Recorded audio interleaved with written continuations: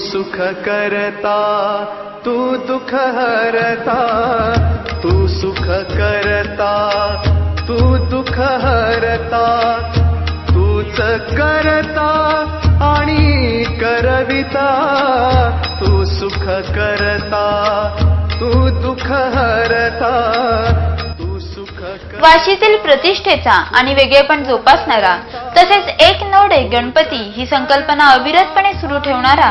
Sector 10 येथील सार्वजनिक गणेशोत्सव मंडळाचा लालबागच्या राजाची ही प्रतिकृती। गेली 28 वर्षे अतिशय साधेपणाने पण नेहमीच वेगळेपण जपणारे हे गणेश मंडळ, ज्यात नेहमीच सर्वधर्म समभाव हा संदेश आणि महिलांना प्रोत्साहन देण्याचा प्रयत्न या मंडळाकडून होत असतो।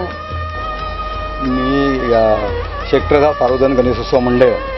याच्यातर्फे आपलं मनपूर्वक आभार मानतो। आम्ही 1985 या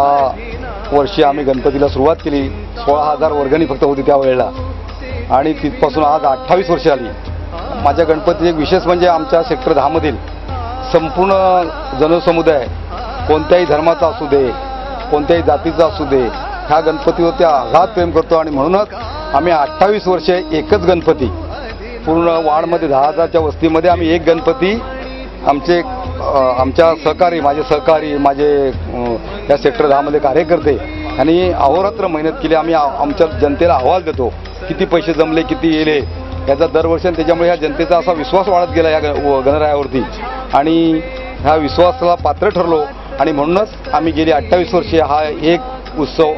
एक गणपती आम्ही साजरा करू शकतो। तुम्ही मीडियाने जर आम्हाला मोठं केलं तर आम्ही नक्कीच मोठं होऊ, पण लालबागची आम्ही प्रतिकृती गेली 10 वर्षे आम्ही बसवतोय आणि की गणराया मी गणेश भक्तच आहे की परमेश्वर लालबागचा गणपती असू दे नाही तर माझ्या वाशीचा सेक्टर 10चा असू दे किंवा महाराष्ट्रातला कोणताही गणराया हा एकच आहे आणि आपल्या मनापासून जर त्याची भक्ती केली तर तो पावन होतो असा माझा त्याच्यावरती विश्वास आहे। संकट तर येतच असतात, परमेश्वराला संकटाने सोडल्यानंतर आपल्या मानवासाठी काय, तर सगळ्या लोकांनी भक्तिभावाने आपलं मन की चिंता न करता चिंतन करावं आणि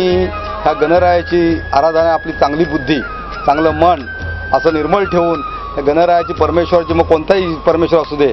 तर त्याची आराधना करा आणि तो नक्कीच आपल्या पाठीशी संकट प्रसंगात येणारे संकट येतच असतात पण संकटाच्या मागे राहणार आणि या आमच्या सेक्टर 10च्या गणपतीला बरेचसे लोक नवस फेडायला येतात। माझ्या गणरायाच्या चरणी एकच काय आता तुम्हाला माहीत आहे, संकटाच्या बरसातून मी देखील जसं रामाला श्रीकृष्णाचे 7 भावंड मारली गेली, रामाला 14 वर्ष वनवास गेला तसं मला पण थोडासा वनवास आलाच म्हणजे बराच वर्ष माझ्या घरात म्हणजे मी स्वतः आजारी झालो परंतु मला ठाम विश्वास आहे माझ्याकडे विल पॉवर आहे आणि याच्यातून या संकटातून मी पूर्ण पार होईल। आदर्शने उजळो जीवन, मनी सरे ग मग